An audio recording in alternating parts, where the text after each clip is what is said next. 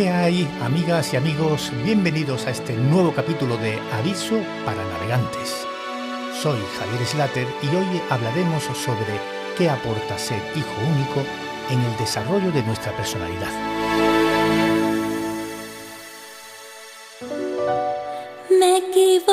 Alguien decía que la asignatura más importante de nuestra vida es la del conocimiento propio. Una materia fundamental para encontrar nuestra propia identidad y el sentido de nuestra vida. Para esta tarea, un factor importante es entender o intuir qué papel ha tenido el sitio que ocupas entre tus hermanos, o en el caso de hoy, si eres hijo o hija único. ¿Sabías que en España 3 de cada 10 personas lo son? ¿Y que esto se corresponde con el 20% de los hogares? Esta cifra ha aumentado porque las mujeres tienen los hijos con más edad, porque la media de supervivencia del matrimonio ha descendido, también porque cada vez es más caro educar y criar un hijo, por las dificultades para conciliar el trabajo con la atención de los hijos e incluso por el aumento de las trabas a la adopción. Pues bien, sobre el hijo único, circula una especie de estereotipo negativo que nos lo muestra como alguien más bien egocéntrico, caprichoso, etc. Por eso, si buscas en la red, detectarás un cierto debate con tono moralizante de si está bien o está mal, o si estás a favor o en contra, con el argumento incontestable, a la vez que dudoso, de la experiencia propia. El resultado en cada persona es muy diferente dependiendo de muchos factores. Hoy zarparemos con 2 avisos para navegantes. En primer lugar, que ser hijo único no determina, no decide por sí solo ningún rasgo de personalidad.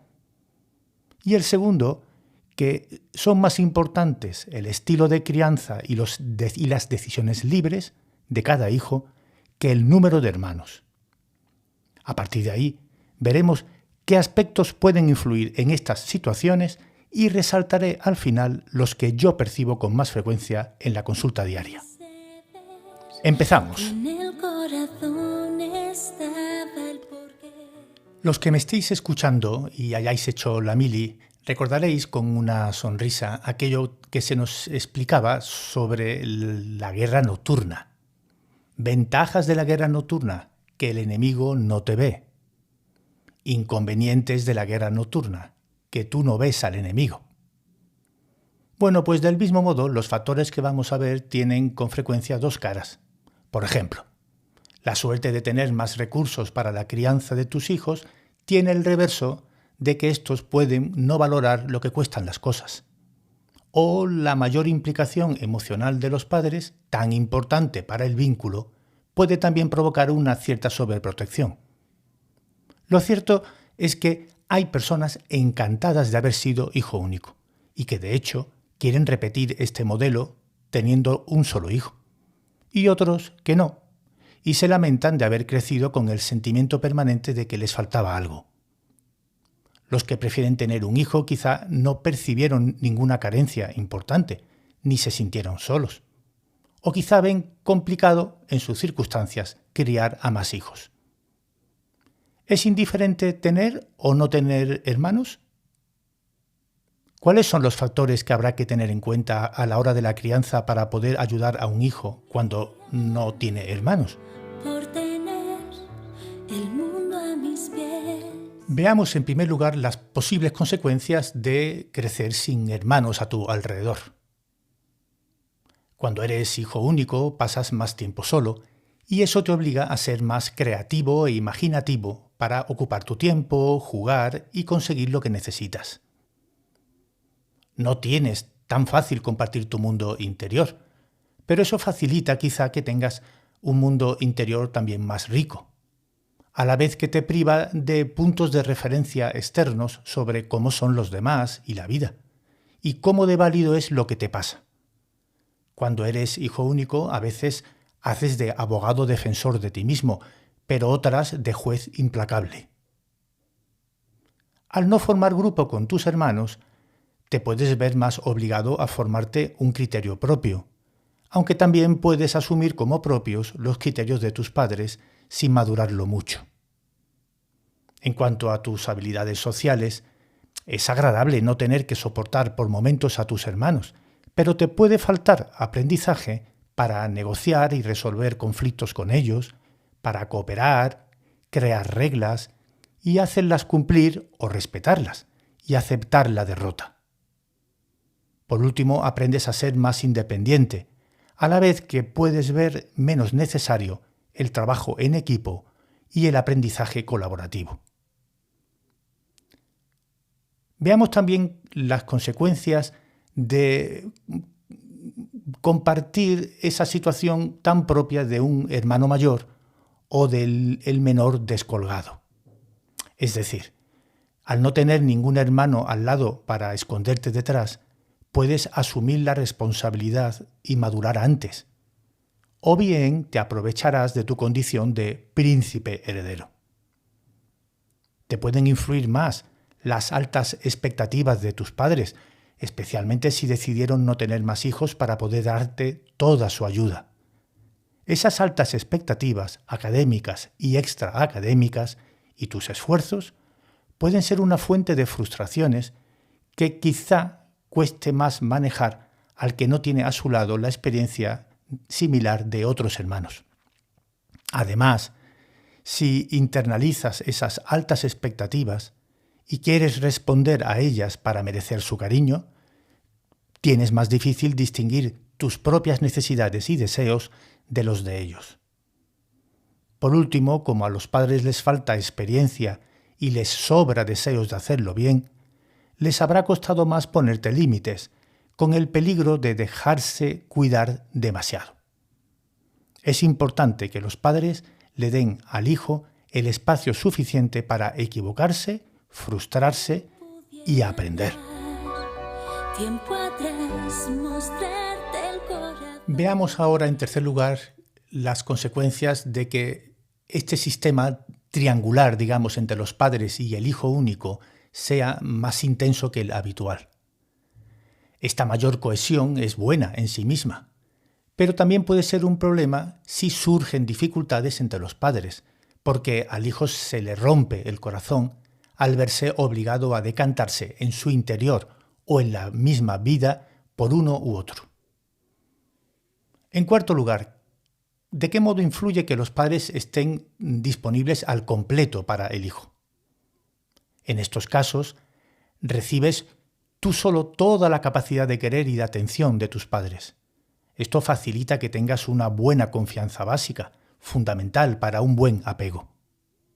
También te puede hacer sentir más seguro por hacer más planes con ellos, a la vez que existe el peligro de que tanta cercanía y exclusividad genere en ti o en tus padres una dependencia. Aprendes por las conversaciones con ellos a preocuparte más de temas de mayores o a anticipar los peligros que te deparará la vida. En este sentido, aunque siempre se aprende algo, no está tan claro que sea bueno que los padres introduzcan demasiado al hijo en temas y asuntos propios de adultos, aunque sea para que maduren antes. Si la única fuente de diversión es tus padres, puedes ser menos hábil con tus iguales, con los que te tratas a diario, y te puede faltar algo del ingenuo humor infantil que a veces ayuda tanto a los adultos a tener un mejor sentido del humor y ver la vida en parte como un juego.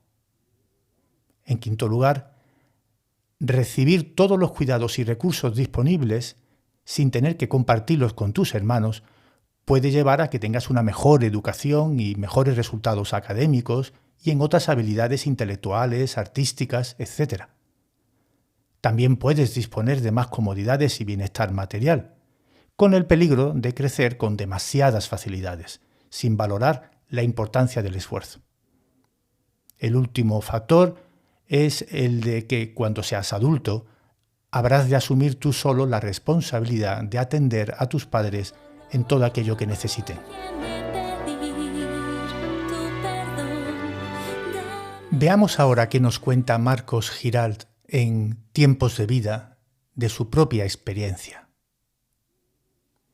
Cuando se es hijo único, Cuando no se tiene el espejo de unos hermanos donde mirarse, la inseguridad sobre lo que somos parece mayor que si los tuviéramos.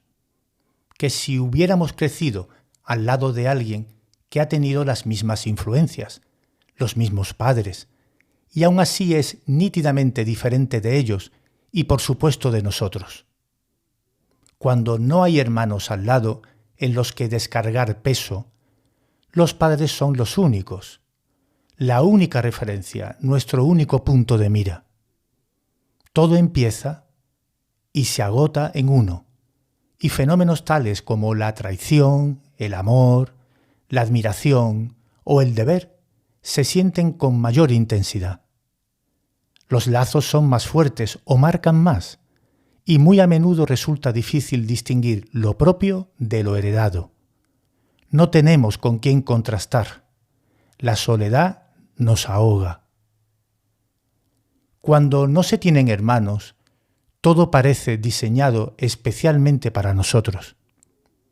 El peligro es que tendemos a magnificar y que de cada palabra que nos dicen, de cada mirada recibida o de cada desaire que nos hacen, de cada suceso presenciado, intuido, que nos cuentan o que no sucede siquiera, sacamos conclusiones infinitas.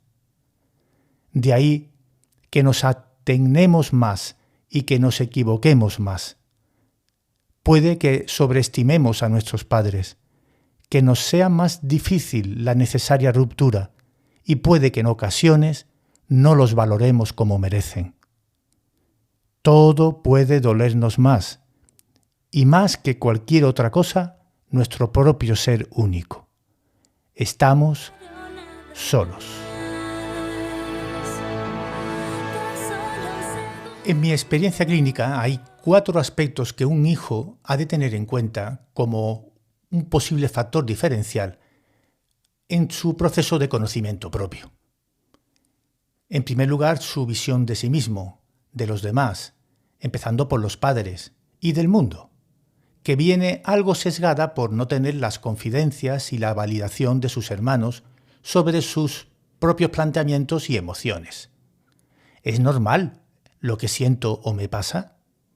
¿Hay otras alternativas para entender lo que ha ocurrido? ¿Hasta qué punto son importantes las consecuencias de lo que hago? En segundo lugar, como puede pasar con el hijo mayor, también por inexperiencia de los padres, su maduración puede no seguir el ritmo ideal de cocinado. Es posible que madure muy rápido en algunos aspectos, quizá más externos, por imitar a los adultos o querer responder a sus expectativas, a la vez que sea más infantil en otros aspectos menos evidentes a primera vista. En tercer lugar, en las relaciones interpersonales puede tener más fácil adquirir pronto algunos hábitos de relación de persona adulta y buscar antes asumir estilos de vida propios de adultos, que han vivido desde niños con sus padres. Pero a la vez pueden tener más dificultad para adaptarse tanto a la convivencia más cercana como al funcionamiento en un grupo reducido. Le puede costar en una relación de pareja entender bien el papel y el sitio del otro, apoyarse mutuamente sin perder la autonomía, por lo que tiene más riesgo de caer en una relación de dependencia emocional o en una independencia no sana. Por último, en terapia, a veces se sienten más incómodos cuando reflexionan sobre su infancia, quizá por esa conexión tan profunda con los padres, interpretándolo en cierto sentido como una delación, a la vez que al faltarle la experiencia y la referencia de los hermanos, tienen más dudas sobre realmente cómo lo vivió y cómo le ha podido influir.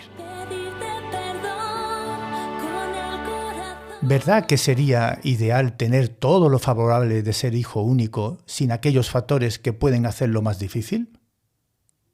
Ciertamente no existe esa posibilidad, pero siempre cabe tratar a cada hijo como si fuera único y que cada uno madure con o pese a sus circunstancias, las que sean. Espero que te haya gustado este podcast y nos vemos dentro de 15 días, el próximo 1 de mayo. Hasta entonces.